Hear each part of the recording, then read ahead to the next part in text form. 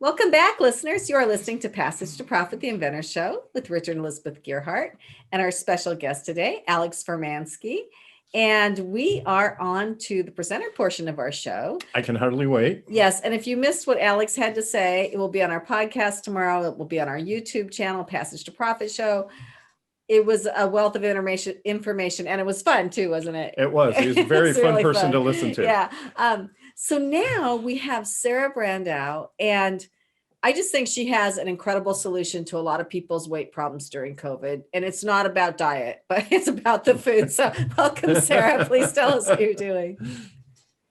Hi, thanks so much for having me. And thank you, Alex. That was incredible to listen to. I'm very excited to learn more about your business as well.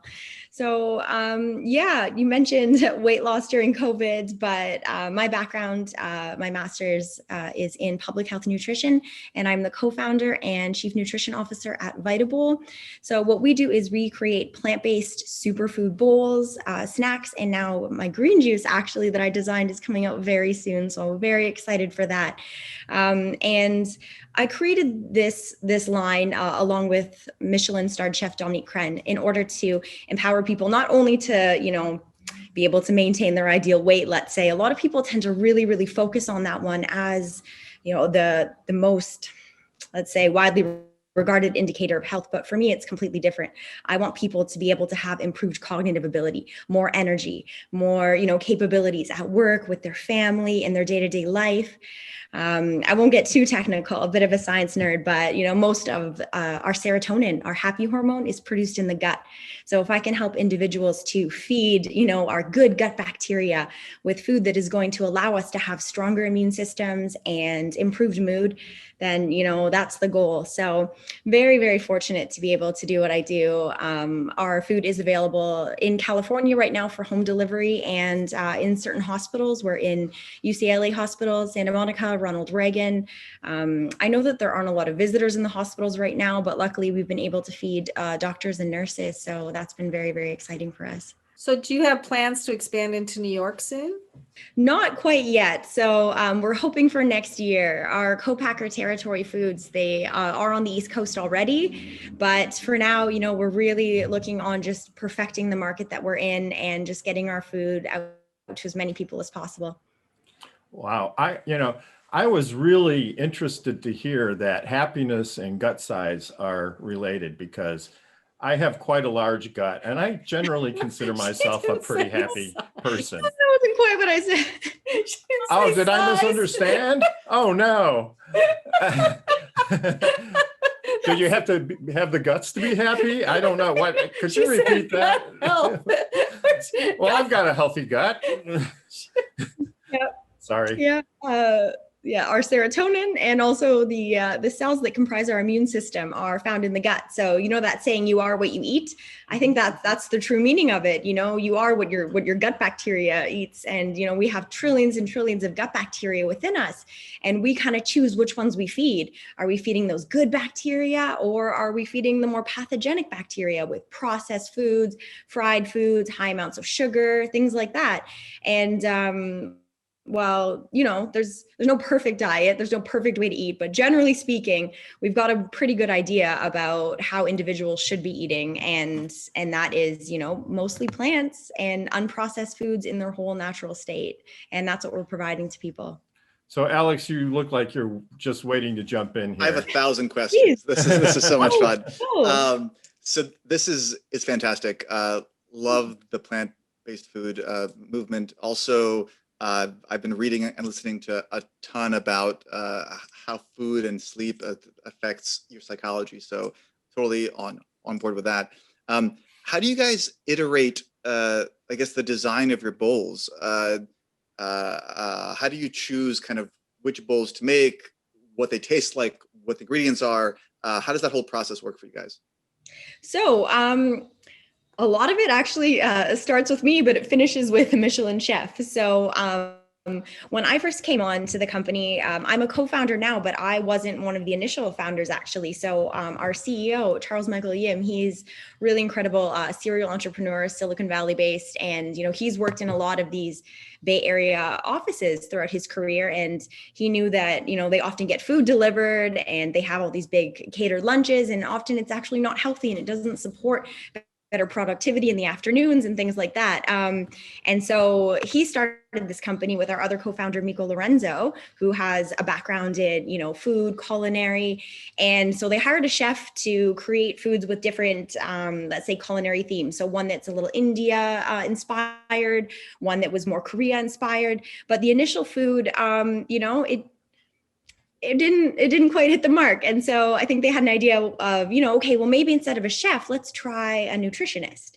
And that's where I came in. And I kind of took their initial themes that they had been working with, but I recreated the bowls myself. I made sure that everything was balanced. I wanted the nutrition label to read like a multivitamin. I want someone to go, oh, wow, there's a lot of magnesium in here. There's a lot of zinc.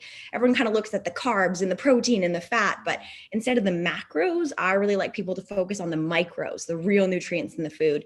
So I kind of took that initial idea and I put my healthy and flavorful spin on it. Yeah. I've been eating personally a plant-based diet for 11 years now.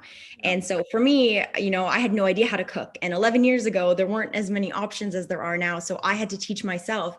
And now I think I can put a pretty good bowl together. And Dominique Credden, if you're familiar with her, she's the US's first 3-star Michelin chef. So she's a really inspiring woman as well. So getting her approval on my food with, her touches to take it to the next level was a big career moment for me as well, because I'm not a chef. I don't have that kind of training. So to design food that, a Michelin chef didn't spit out, I was so nervous. I was like, is this going to be like a Gordon Ramsay thing where she's like, oh no, disgusting, but she liked it. But, chefs at that level, they can kind of create flavors in their mind. You say, okay, this is what's in it. And right away she goes, okay, we're going to add more garlic. We're going to add more spice. Fantastic. And working with her was awesome. And that's the process.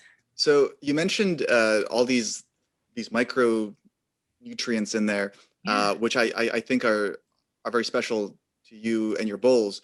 How have you communicated that to customers? So in terms of marketing or PR or labeling, just thinking about how other founders who are trying to communicate a message that's not typically found on a label, how do you guys put out your messaging so that it best resonates with customers?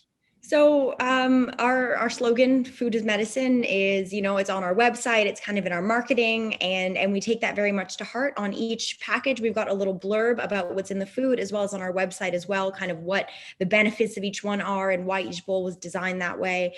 And so, for us, it's very important to be very authentic to that. We do things that other companies don't do. Soaking and sprouting, if you're not familiar. So things like grains and legumes, lentils, chickpeas, they actually have a coating on the outside. It's called phytic acid. And this is an anti-nutrient coating, which actually protects them when in their dry, dehydrated state. When you buy dried chickpeas, dried beans, things like that.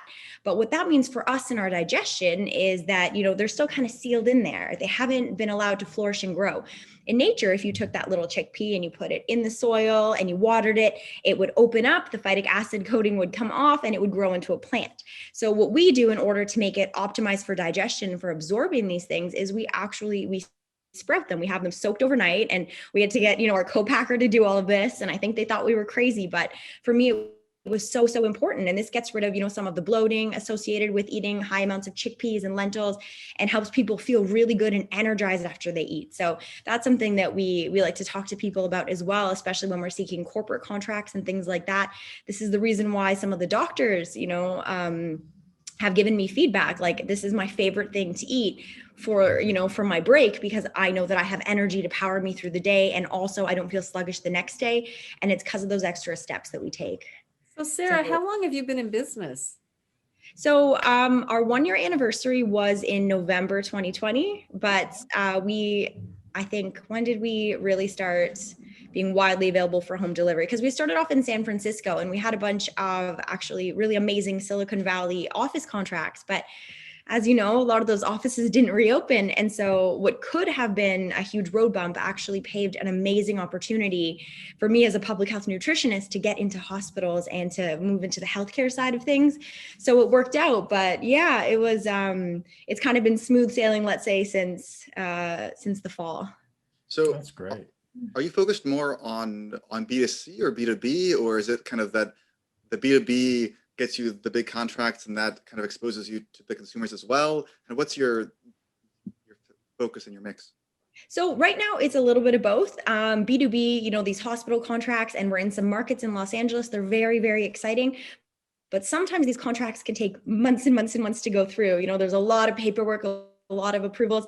And so the B2C has really helped us to sort of maintain consistent revenue in the meantime. And also for individuals who want to order, you know, one of each bowl, have their lunches for the week kind of set up. You know, I couldn't really say which one we like better. I think they both serve a very important role. But even our B2C is through our co-packer Territory Foods. So they fulfill all the orders and everything for us. So it's still kind of a B2B contract. So yeah, mostly B2B, but consumers can order directly from our website. So we were told that you have a nonprofit. My nonprofit, it started in Belize last year during the COVID crisis. It's very much in line with, you know, our mission at Vitabowl, food is medicine. So during the COVID crisis, myself and my amazing community at Serenity Retreats, we actually fundraised almost $17,000, and we were able to feed 1,600 families with huge bundles of food, you know, rice, beans, things like that, plant-based foods. And with that came the opportunity to educate about how you don't need to have meat at every meal. And some of these staple foods are actually very, very nourishing. And, you know, just kind of shift the way they looked at diet. We also did some open houses where families could come. We showed them how to prep very inexpensive, easy meals. I talked to them about management of different conditions that actually stem from diet, which a lot of people don't realize, like heart disease, diabetes. I'm partnered with the Way to My Heart Foundation. They're a registered 501c3 in the US. So that's how we're able to receive donations. And I'm doing this work actually here in Mexico right now as well. So just teaching families and parents about how to, you know, eat a little bit closer to nature. You save a lot of money.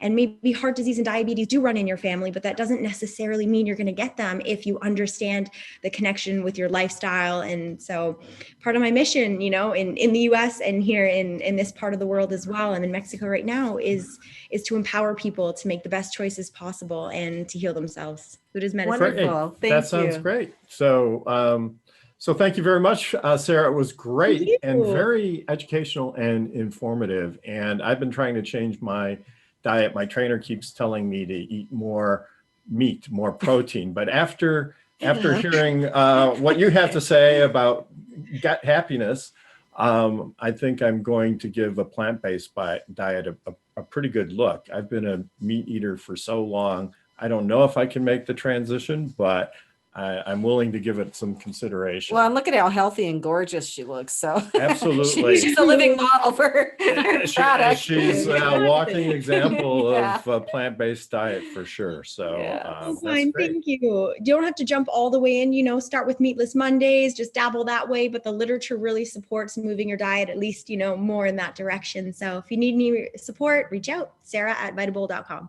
Okay. Excellent. Well, thank you so much, Sarah. So you are listening to Passage to Profit, the Inventor Show with Richard and Elizabeth Gearhart, our That's special us. guest, Alex Fermansky. And if you missed any of it, it'll be on our podcast tomorrow. It'll be on our YouTube channel tomorrow. It's really worth listening to. We think these people are really interesting, fun people to talk to. So we'll be right back after this message.